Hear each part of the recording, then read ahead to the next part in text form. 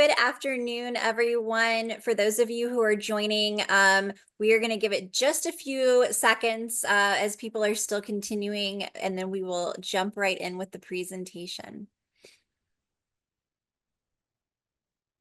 All right. It looks like pretty much everybody has joined. We may still have a few more that are coming in, but I will go ahead and get started. Good afternoon and welcome to another Simon webinar featuring Dean Sevin Yeltekin, proudly sponsored by the Simon Women's Alliance. As you may have noticed, the title on the slide, we've slightly updated the session a little bit. It is now Women, Education, and the Workplace to better reflect U.S. research trends in educational attainment, labor participation, and leadership gaps from the 1950s to present.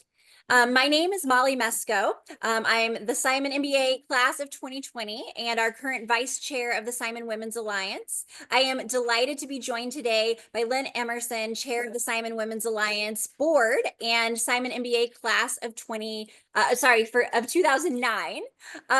Thank you so much for taking time out of your day to join us. It's truly inspiring to see such a strong turnout from across the globe. Whether you're joining us from near or far, we're grateful to have you with us for another engaging and timely Simon event. So with that, I will turn it over to Lynn. Thank you, Molly. As chair of Simon Women's Alliance, I'd like to welcome you to our webinar today. The Simon Women's Alliance is delighted to host Dean Yeltekin, and we're interested very much in what she has to say today.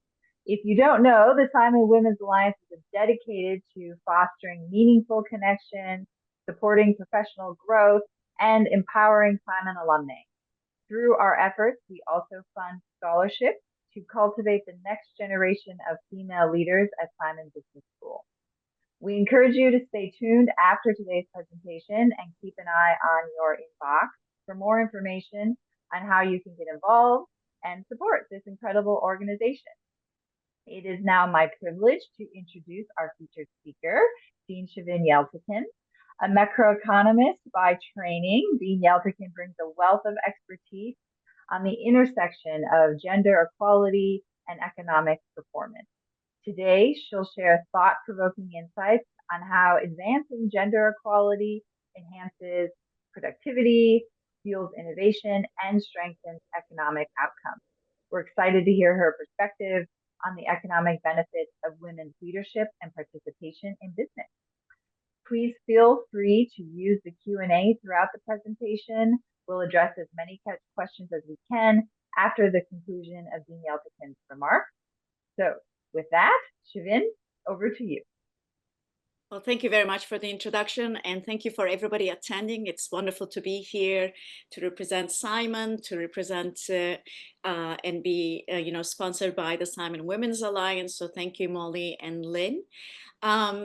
So there's a lot to talk about when it comes to women and the economy. And I have to admit that I struggled for a little bit in how to make sure that I was going to not try to cover too many topics and digress and make it into a convoluted presentation. And given that we have in our audience women, professional women, and we represent an educational institution, I thought the best place to start, at least for this webinar, is to think about the intersection of all of that. So it's women, education, and the workplace. So I'm going to talk a little bit about, what we're observing. Molly was extremely generous to call me an expert in gender. I am not. I am more of a dabbler.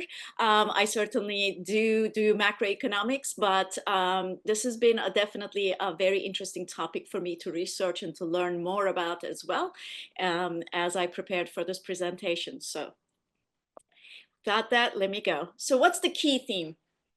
Women have surpassed men in US college attainment over that period of time since the 1950s, but they continue to lag in earnings and in executive leadership. So this webinar is going to explore a little bit why, both using data and research insights. Let me show you a picture from 1950 to 2020 of education trends, comparing and contrasting men versus women. The reason I stop at 2020 in most of this webinar is because, well, COVID did a number on a lot of the labor market and fluctuations in the labor market. So the data, especially between 2020 and 2023, is quite noisy. So I wanted to make sure that that noise wasn't really affecting the kind of the general trends that we were seeing. In 1950, 6% of women had 4-year degrees versus 10% of men.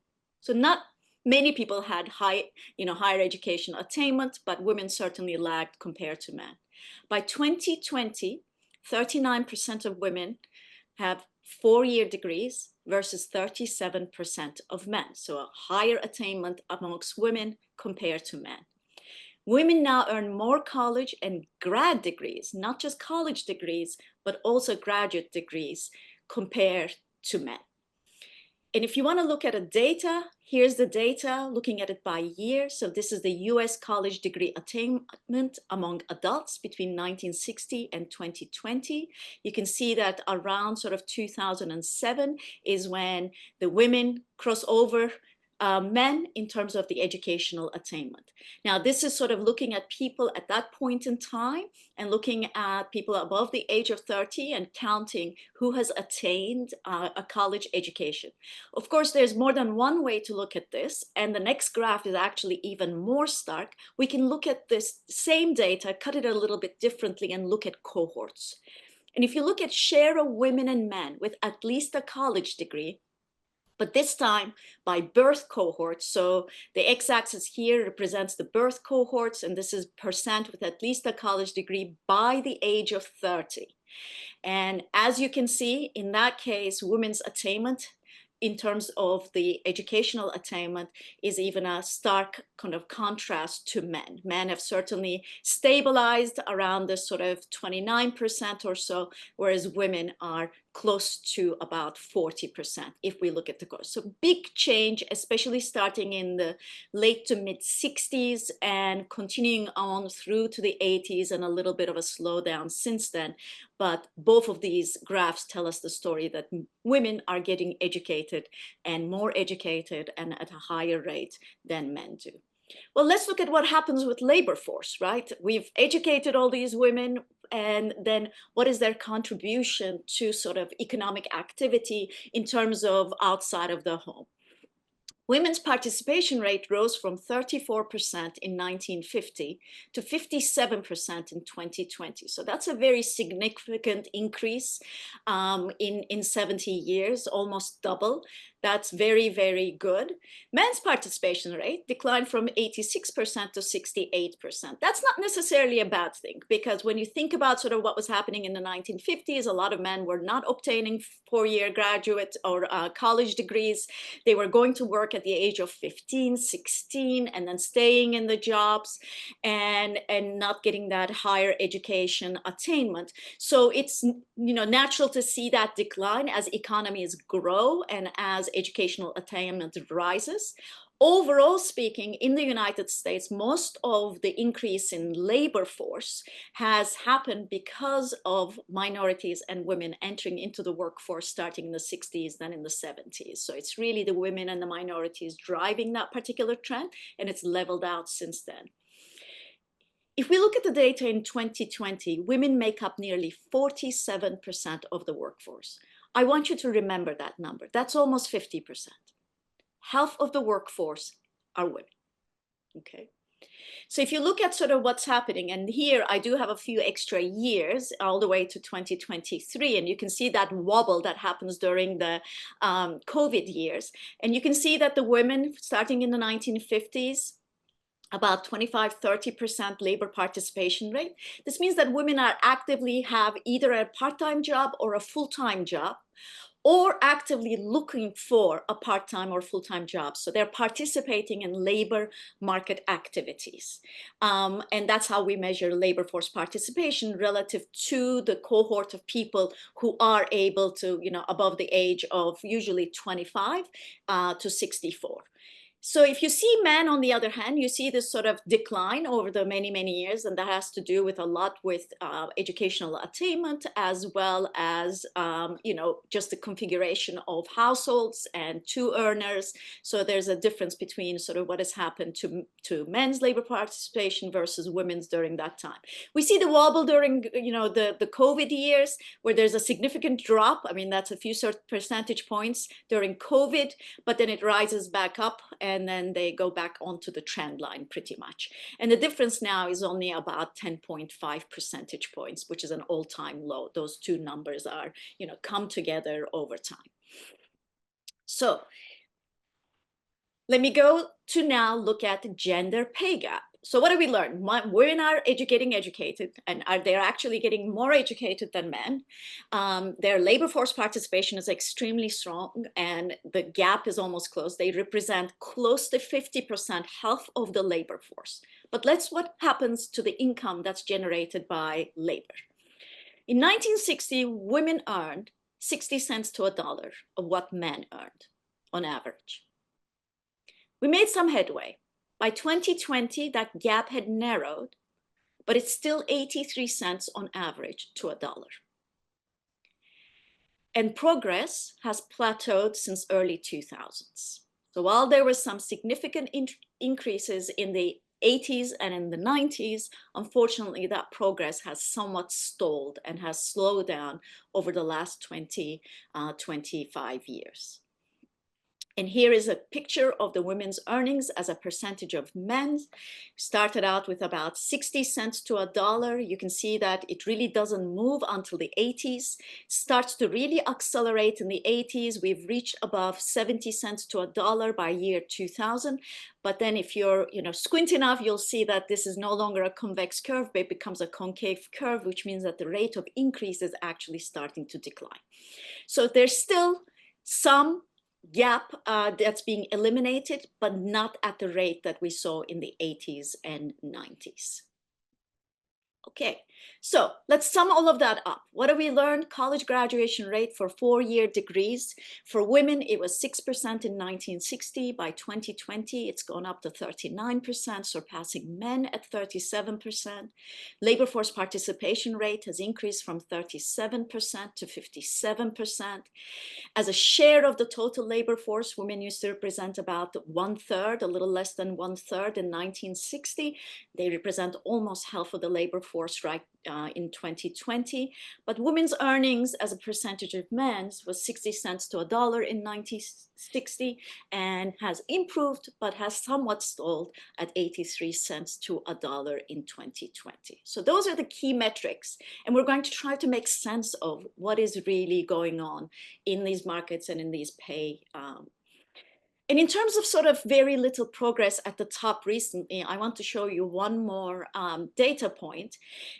There's something very interesting about what happens to women. So when, in terms of sort of, if we look at women, where they place, not just in terms of their pay, but in terms of their position, leadership positions, we do see, if you look at this green line, this is the average female directors across the S&P 500 index.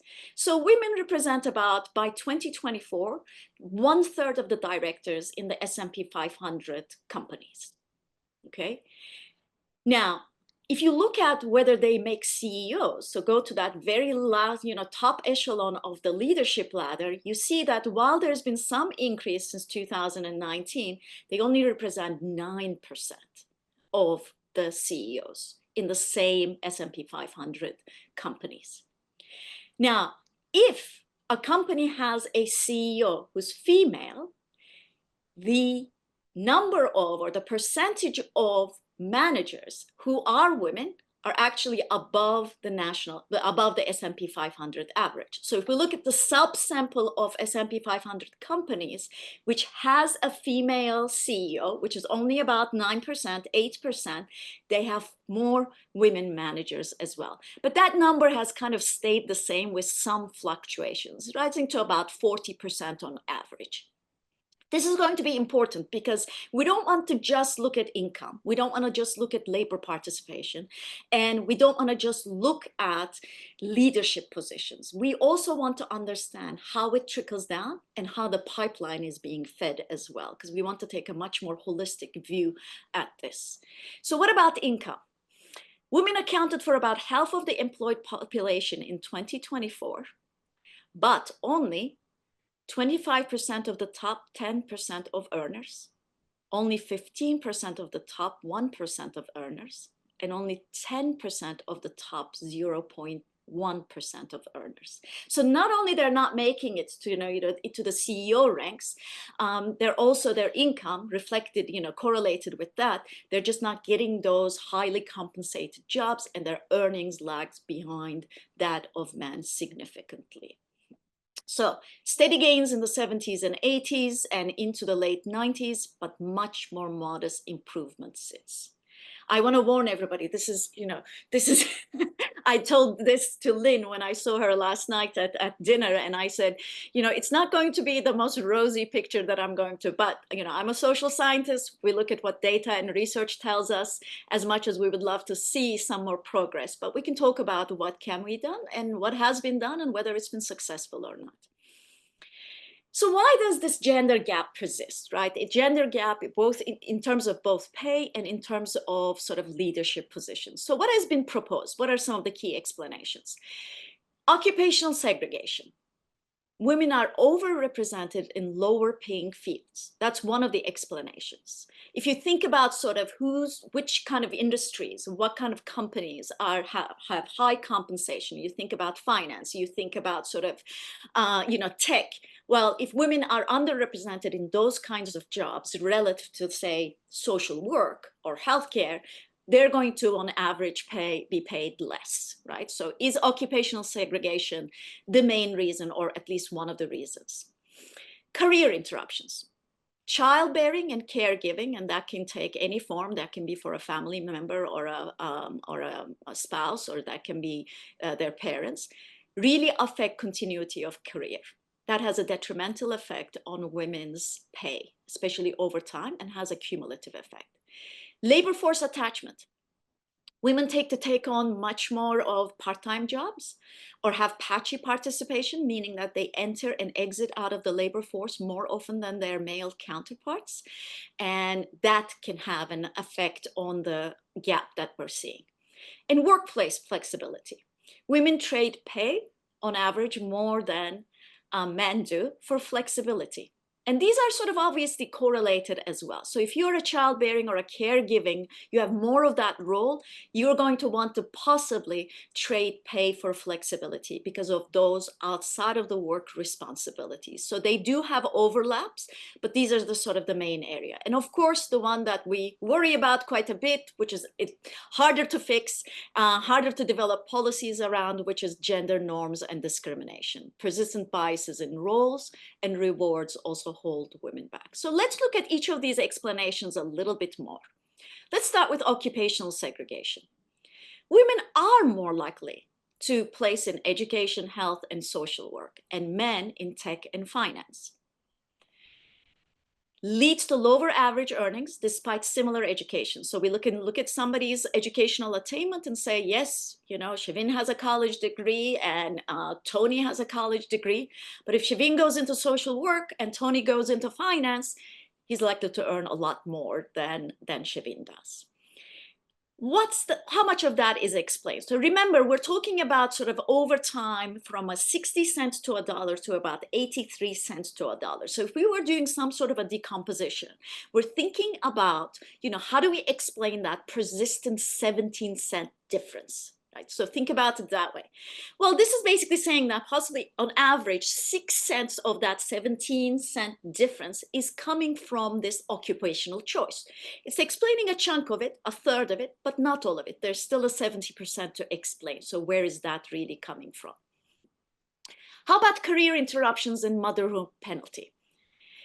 Women are more likely to take career breaks for children than their male counterparts. I am sorry to all the women in this audience who have MBAs, but this is an actual fact. According to the data published in 2010 by very, very good Claudia Goldin, won the Nobel Prize on the work that she did just a couple of years ago. Male and female MBAs start equal when they're launched from the MBA program. The gap between them in earnings widens by 60% in just a decade. Imagining that the average MBA starts their studies around the age of 27, 28, graduates by 30, and has, in terms of the no differential in the sort of the average pay men and women get after their MBA, by the time they reach age 40, there is a 60% gap. That is astounding. I mean, I'm not going to lie, it breaks my heart, okay? Key causes: reduced hours and switching to family-friendly roles. There is a very, very big gap that widens over time between married men, married women with children, as opposed to married men or single men. There's really not that much a difference between married men and single men in terms of the pay gap, but the big, big difference between married women and men, and married women with children, and women who don't have children. So that's where some of the large gaps are coming from. What about workplace flexibility in a part-time work? Workplace flexibility especially became a national topic or a global topic right around COVID and post-COVID. We actually saw an uptick in women's labor participation and a reversal of that trend that was going down after COVID as companies offered flexible, especially work from home opportunities. That seems like a great thing, right? Hey, more women can join the labor force, stay gainfully employed. That is true. It certainly has a positive impact on the labor force or labor participation of women. But what does it do really to their leadership promotion abilities and their pay? Women are more likely to work part-time and seek flexible jobs compared to their male counterparts. There is actually something that we can measure called flexibility penalty. And jobs with flexibility penalties, and those tend to be a lot of jobs that are at that, tech, corporate, finance type of jobs where you have to be on, 24/7, it seems, you travel a lot, you're on call a lot. They show the largest gender pay gaps because women want to trade off flexibility. So part-time work limits advancement and contributes over time to cumulative disadvantage for women compared to men. So before we embrace flexibility, workplace flexibility, and women's, participation in the labor force that comes from that extra flexibility, we have to also think more holistically about what does that do in the long run for women's ability to advance in their careers and also close that pay gap. Gender norms and expectations. Now, you're going to say, well, this is a fuzzy topic. How are you going to define this? There's a tremendous amount of work being done on this and has been done. Some in experimental ways that we see in sort of, doing in lab experiments, a lot of it from just looking at data. So there's some really good work being done. These are hard to quantify, but we can tell that gender roles still shape career behavior and choices. We can see how women take on risk or less risk than men, how they chose flexibility, amongst others. They don't want to be in a competitive environment compared to men, even if their education and their academic performance is higher than their male counterparts. So, and here's an interesting fact. Wives avoid out-earning their husbands. We see women advancing and seeking out more competitively paid jobs until they reach parity with their husbands. And then there's a drop off. They stop seeking higher paid jobs after that. It's a really sharp drop. It's not because we're looking at the wrong data or we're looking at the wrong time. It is a drop that we see not only in the United States, but in other G7 and G20 countries as well. So women actually try not to outpace their husbands. And even successful women downplay their admission to avoid social penalty. How do we measure that? We look at what they publicly announce they will do versus what they would choose privately. And what they will choose privately is to able to negotiate their salaries, is to be able to, go for those more competitive jobs. But when asked in a public forum, most men will say, yes, I want that job, I want that role, I want that higher leadership position. Whereas the same woman who in a private survey said they would like that position, in public, shy away from making that announcement. So there's definitely these gender norms and expectations that hinders women's progress as well. All good and well. You, by participating, as we call in economics, revealed preference, are in this webinar. You're interested in this topic. I'm interested in this topic. You're listening. Hopefully you're not crying into a tissue at this point, given the data I have shown you. But why should we care? Even if we go to the most skeptical of us all, right? Why should we care? Well, a lot of people, of course, say it's a fairness and equity. There should be equal pay for equal work. It's not just the different occupations women are choosing versus men, right? It's not that the men are all going to finance and tech and women are all going to kind of, social work or education. So if they're doing the same job, they have the same credentials, they should be equal pay for equal work. And fairness and equity, sign me up for it. I'm sure a lot of you think that this is a goal to be achieved.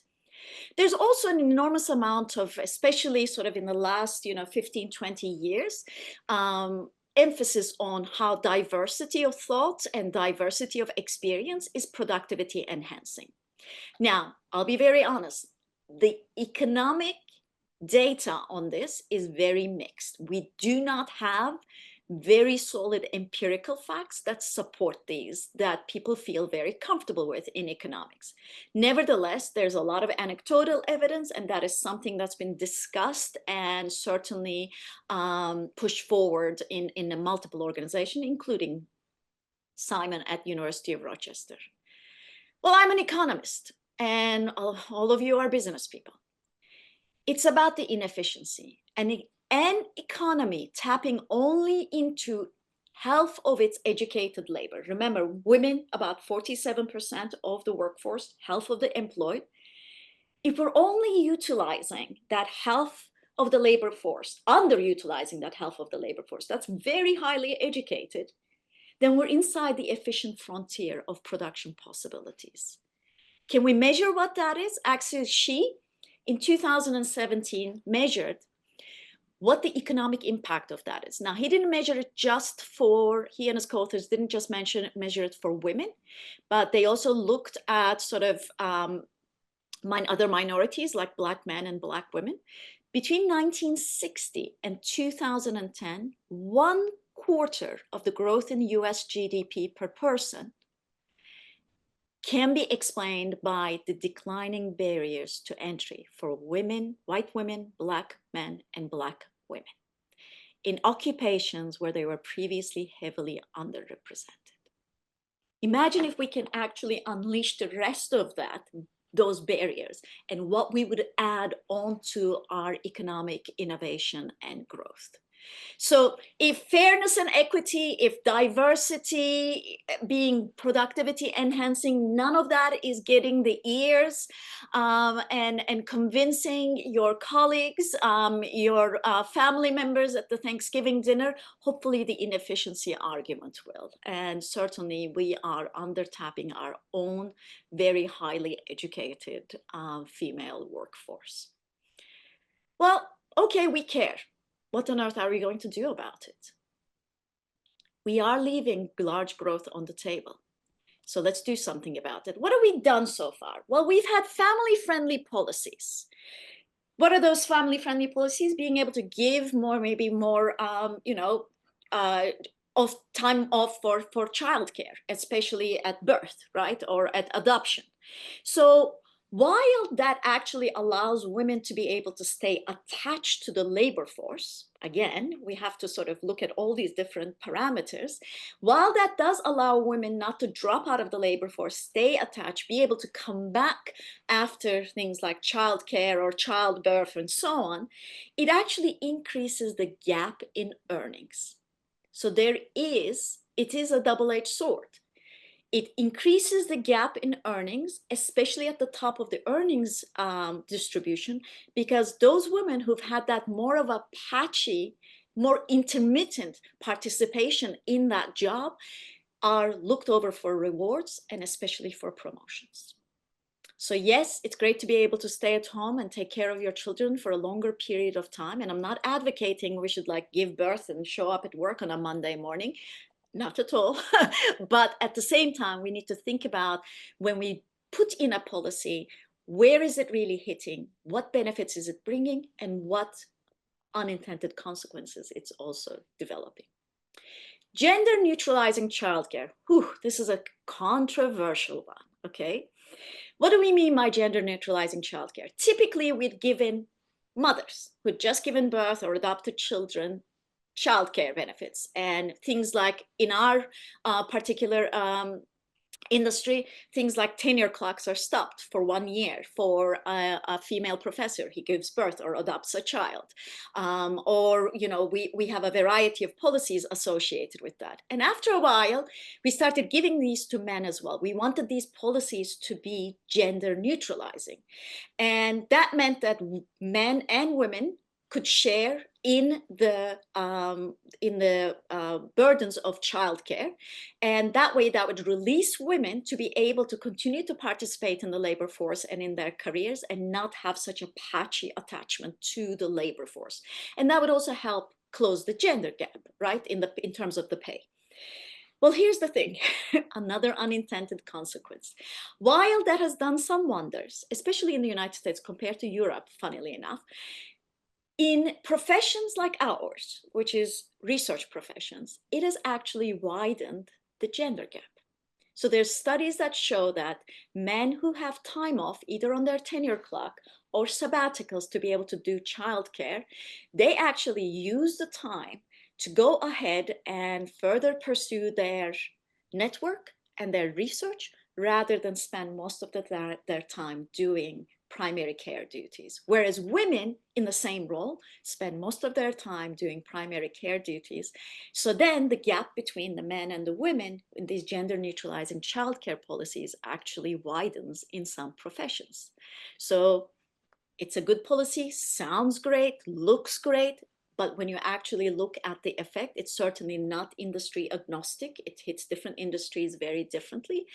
And especially if you have more of an individual contributor, independent worker type of environment, it favors men against women and makes things worse.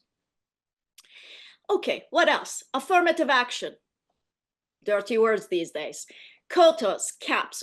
These have been implemented, whether it's about boards in Europe or about kind of, you know, in boards in the United States. What can we do? Now, this requires an entire series of webinars to talk about, but what does really, you know, the data so far suggest? So there's a very visible response to this, right? This is actually not hard to measure in terms of the number of people on boards or in leadership positions. So if you tell me that by mandate, there has to be at least one woman in the dean's office at Simon, raise my hand. There's your one woman. Check that off, right? So that mandate is easy to check. That sort of compliance or that push initiative is easy to check. But here's the rub. While it makes an effect on that visible component of women who are in the boards, what does it not do? It doesn't have a trickle-down effect, unfortunately. The data doesn't support it, which means the women who are companies who have, because of these quotas, caps, or affirmative action, have more women on their boards, do not necessarily have more women CEOs or managers. So it's very visible in terms of both board representation, but the trickle-down effect is simply not having. So we don't have this mirror effect happening in the lower echelons, which cuts off the supply to the further in the board representation and CEO representation. Do these interventions work in a nutshell? Yes, they hit certain pieces of the problem that we're talking about. They certainly maybe chipping away at the gender norm and biases, although not as much as we would like and not at the speed as we like. But we also have to be very careful about intervention, because while they do have some positive effect, they can also have very detrimental negative effects on either the gender pay or the leadership positions that the women have. So on that note, I will stop and I will stop sharing, and I can answer any questions that you have. So thank you very much. And I think Molly and Lynn are going to run our Q&A session. Yes. And as you saw, Shane just put in the chat and in the Q&A, if you do have any questions, please feel free to submit them via the Q&A box on your Zoom webinar. And Dean, thank you so much for sharing these insights. And certainly it's a conversation that I think we need to continually have, not just, drop in and talk about it in these, kind of these moments, and then another 20 years goes by and here we are, kind of having similar conversations again. Yeah, yeah, So it certainly is true, and I hope I haven't, silenced everybody into a into a, or really this is the state. I mean, I think it shows that we have a lot more work to do. We've made some great progress, but there's still quite a few barriers. We have to be very careful about the kind of policies we design, because of the unintended consequences that some of these policies have on one proportion of the women versus the other, and what it does in terms of the three different prongs, right? I think of them as sort of the pay or income scale. I think of kind of the leadership opportunities and also labor force participation. So on those three different scales, how are we hitting the different, and the research out there is really, really rich, and it's so much more nuanced than I can fit into this half an hour, but I'm happy to always carry this conversation. I almost feel like this could be an entire course, Yes. Oh, to be quite honest. absolutely. Absolutely. Absolutely. And we can dive really into, industry by industry. We can dive into sort of, different cuts of the data versus sort of, married women, women with children, women with young children, really kind of pull down the layers to look at, where the largest impacts and largest problems are. Yeah. And I know within my, kind of age group, I'm seeing so many more of my friends and colleagues who are marrying, and we're seeing more stay-at-home dads, right? For Right. for so long, you would never really Never. have heard of, nobody would identify themselves as a stay-at-home dad, for example. And I imagine that we're going to continue to see that Yeah. over the years. So, I mean, it's like, it's hard because I have seen that evolution. I'm the mother of two now young adults. I never interrupted my career. I went plowed ahead, and I spent more money than I want to ever, mention on childcare. Okay. Yeah. So one of the things I did not mention on here is, in addition to what has made women be able to enter into the workforce in the 70s and 80s, one, it's very important that we had access to birth control. Yes. That's very, very important. So you're not, you get to choose how many children you have. The second thing is that what we call household production technologies, microwaves, automatic washing machines, right? All of those things has made it a lot easier for women to do the chores at home and in a much more efficient way, right? So those things really allowed women to participate in the labor force and spend a little bit less time on sort of household activities.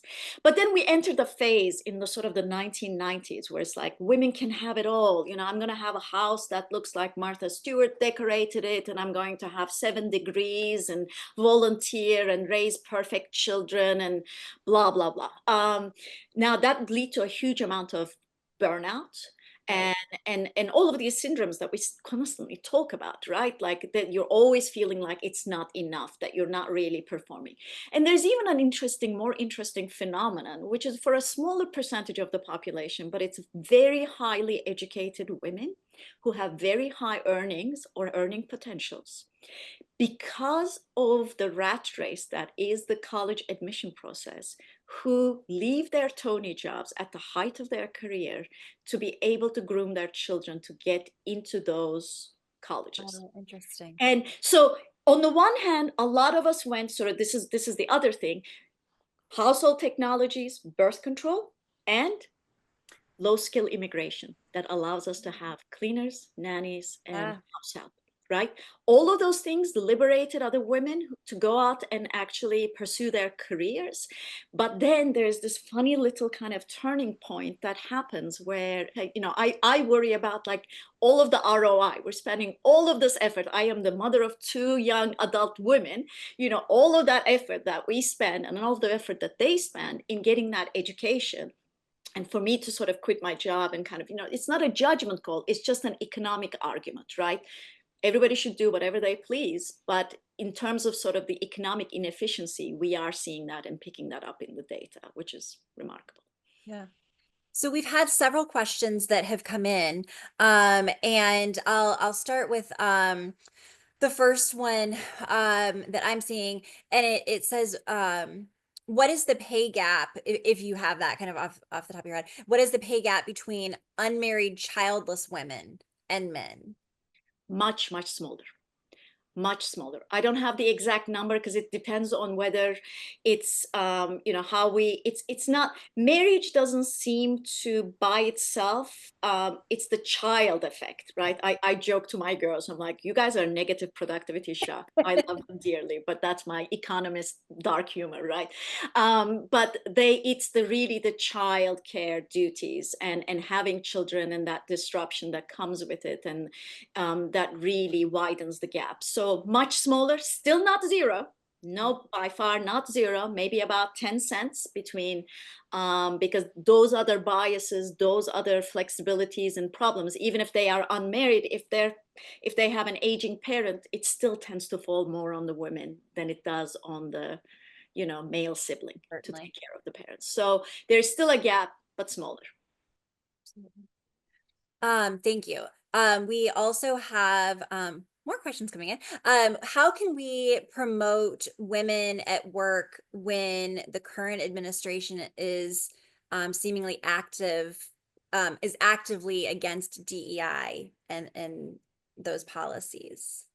Right. I mean, the way I see it in this current climate, or any climate where there's adversity and you're trying to fight against adversity to be able to make headway, right, in good causes, and this is a good cause, this is an important cause, is that you have to think about sort of, has the problem gone away? No.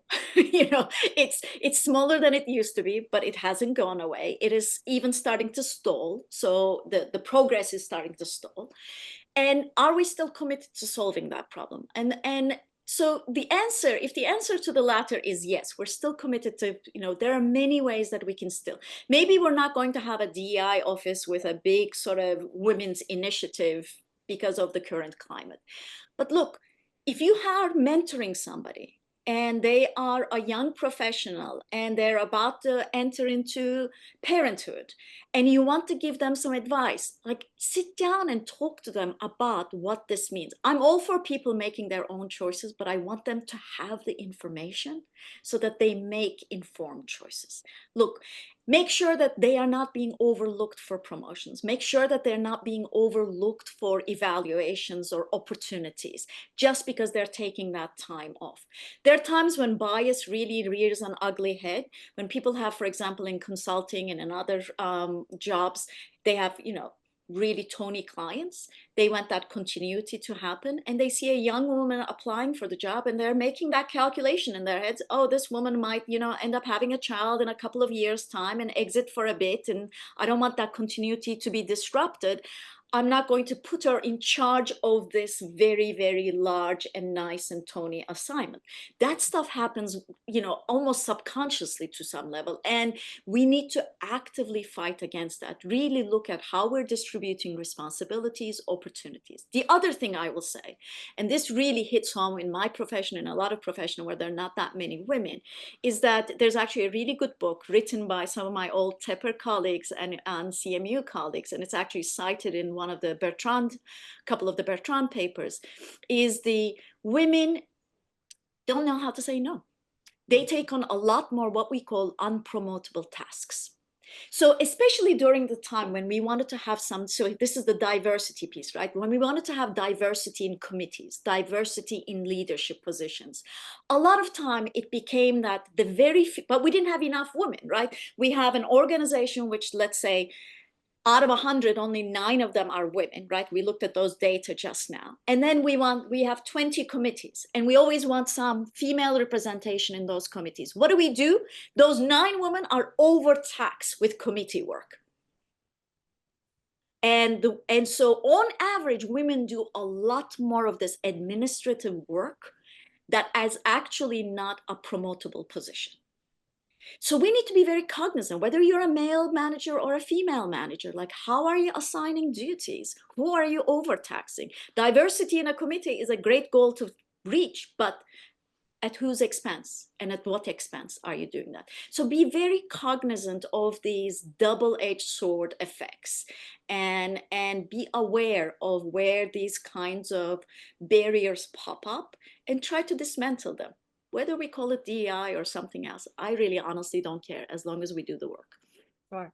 And the person that asked that question said, thank you, that was a great answer. And I actually think that your answer really did kind of take care of the last question that was submitted, which is, what are your thoughts on how to build allyship with men and groups outside of women-focused MBA groups to drive change? And I think you really kind of touched on that a little bit, maybe not specifically around the, MBA groups, but just in general, how women can think for them, themselves in a way, and saying no. That's a hard thing to do, or yes but also how to help those that either we are working with, our colleagues, those that we are managing, but I don't know if you have any kind of last thoughts surrounding the allyship and supporting.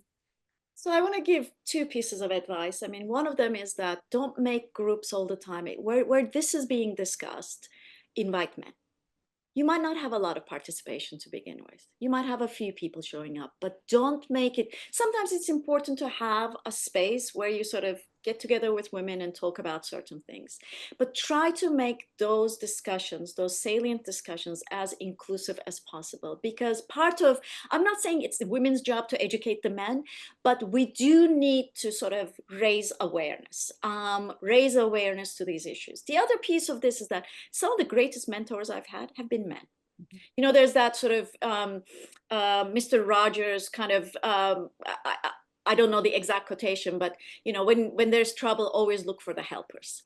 There's always good people who are willing to, because they recognize talent, they recognize hard work, they recognize potential, form relationships. So if you are a young professional and you're female, don't just look for mentorship around the women.